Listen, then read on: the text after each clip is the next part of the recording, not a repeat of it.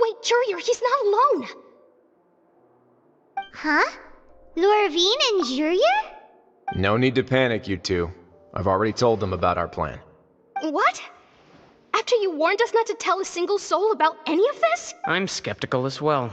Are you sure they are trustworthy? The results speak for themselves, don't they? These two may already know more than you could ever imagine. All right then, if your grace insists. They seem harmless enough, so I'll trust them for now. Well, how about some reintroductions?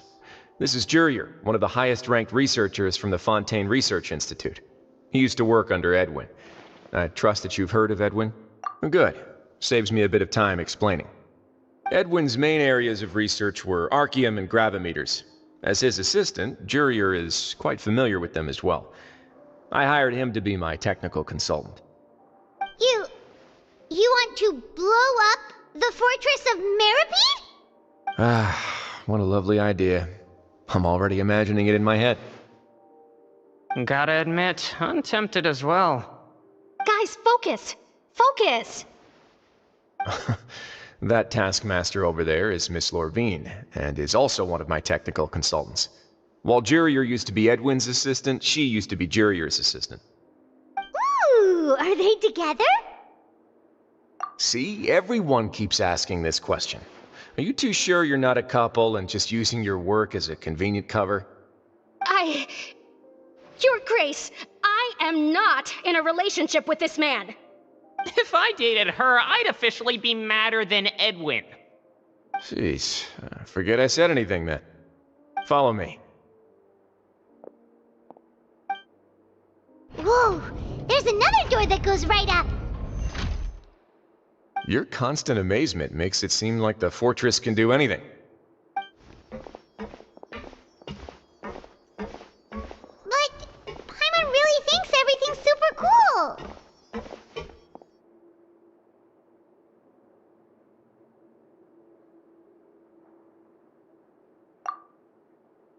Well, let's spice it up a bit. And here you go.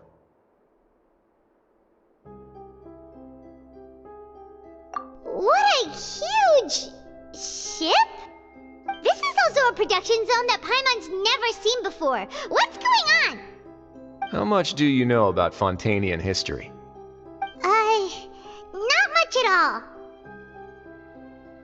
Well, then maybe you haven't heard the story of ancient Lemuria. To give you a quick rundown, Fontaine used to be ruled by the Lemurian dynasty. According to legend, the Lemurian king Remus came to this land after being inspired by divine revelation and found the seer Sibila, who had taken on the form of a golden bee. Taking the golden bee with him and riding on a huge ship, the Fortuna, he created his nation above the surging waves. He called his nation Lemuria, and used the Fortuna to incessantly search for new tribes and islands, calling on them to join his empire. There's a ship in this story too? Where there's water, there'll be ships. People believe that hope can always be found at the end of a voyage. Do you believe that too? To a point, I think. As you've already seen, I have a whole factory's worth of labor, materials, and technology at my disposal. Certainly can't hurt to give it a try. So the moment I began to speculate that the primordial sea might lie underneath the gate, I also began this project. Were you inspired by the legendary Fortuna? Maybe. Fontainians need something to hold on to cope with the impending disaster. Were the workers to find out the truth behind this ship, riots would destroy the fortress faster than any catastrophe. As the fortress's administrator, I'd never make such a reckless call.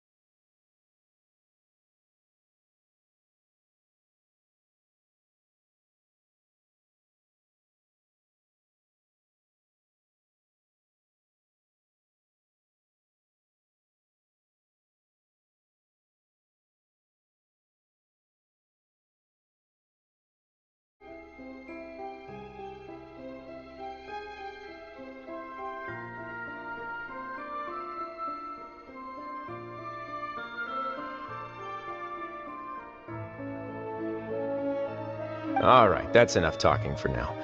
I'll need another 3 cups of tea to soothe my throat. Do you have any other questions?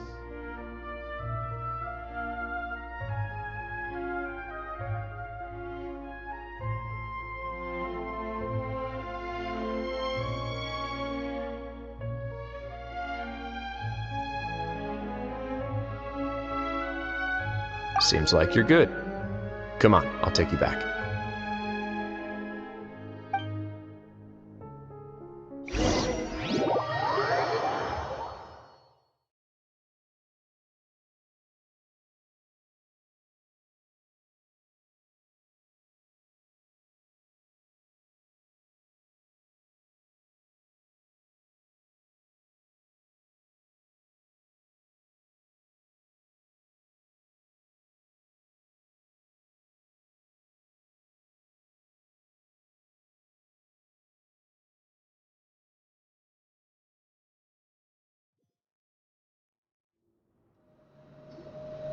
I'll leave you here for now.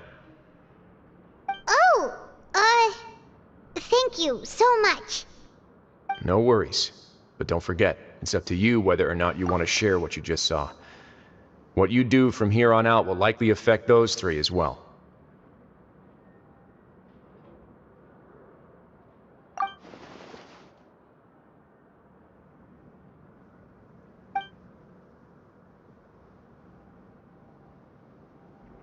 Yeah, we'll put a lot of thought into it for sure.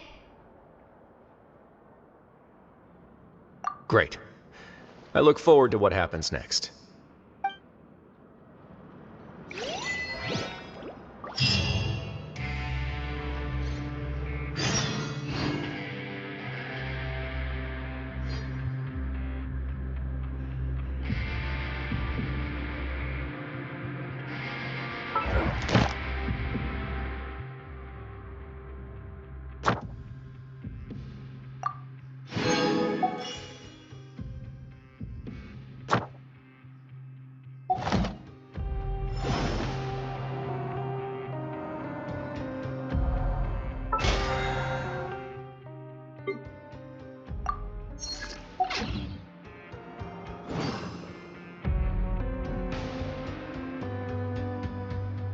Osmanthus wine tastes the same as I remember.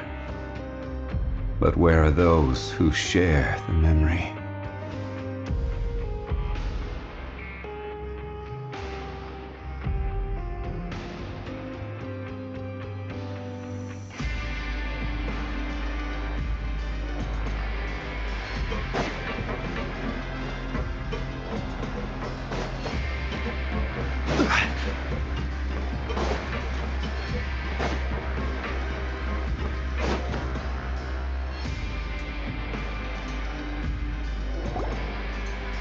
We're back! Welcome back. Do you want a cup of tea? How can you be so much like Risley, always drinking tea? Huh. Actually, now that you mention it, I just remembered something now. While I was sedated, I could still barely hear 2 people talking next to me. They were discussing everything, from the leaves to the water and even the teacups themselves. Must have been Risley and Sishwin. Yeah, I heard 1 male voice and 1 female, so it should have been the 2 of them. They really were just talking about brewing tea. I really can't make sense of this place. So, Traveler, Paimon, were you able to learn anything from Risley? Yeah, he explained everything. Very well. Then, would you mind checking your answers against my speculations?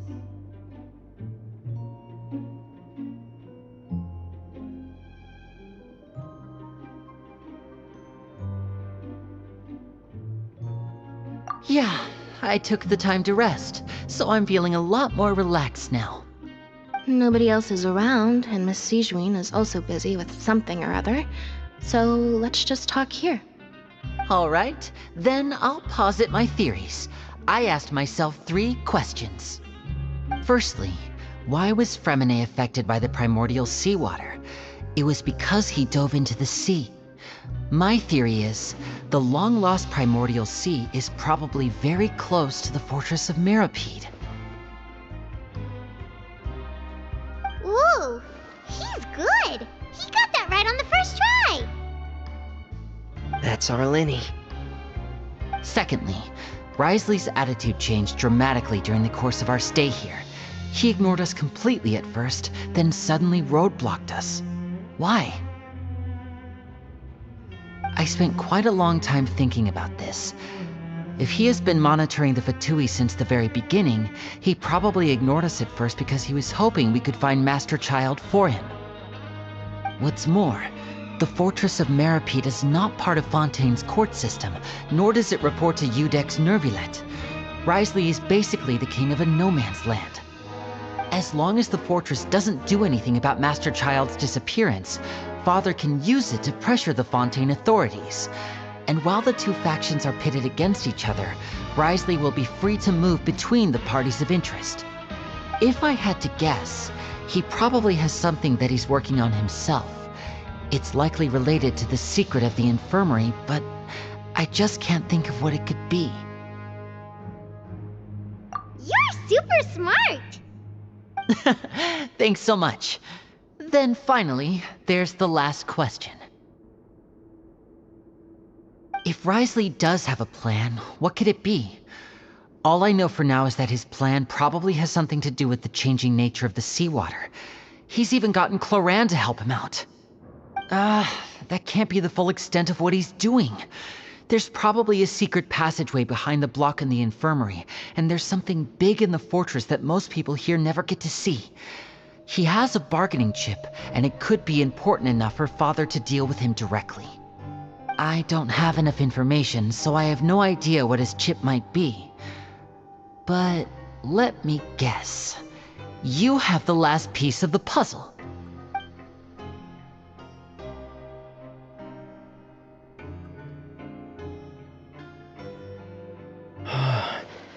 I can't believe it. The sea will engulf everyone. Just like the prophecy said. Could Risley have wanted to meet Father to figure out a way to deal with this crisis? If you remember, I once mentioned that Father sees the House of the Hearth as her base of operations, and she truly wants to resolve the crisis. But how could Risley have known that? Or perhaps he didn't know and just wanted to bring Father over to his side, which could be why he said he just wanted to negotiate. Yeah, that makes sense to me. I understand your concerns as well, Traveler. I'll figure out a way to pass this on to our father. No matter what, we're on your side. The two of you have already aided us far too much. We probably wouldn't be standing here right now if not for you. If you ever need anything else going forward, please come to the House of the Hearth at any time. Though you may not share the sentiment, after all that we've gone through together, the three of us basically see you as family now. You have my gratitude. Thank you for protecting Linny when it really mattered. And thank you for sharing the secrets of the fortress with us. We didn't think you were going to do it. Why are you being so formal all of a sudden?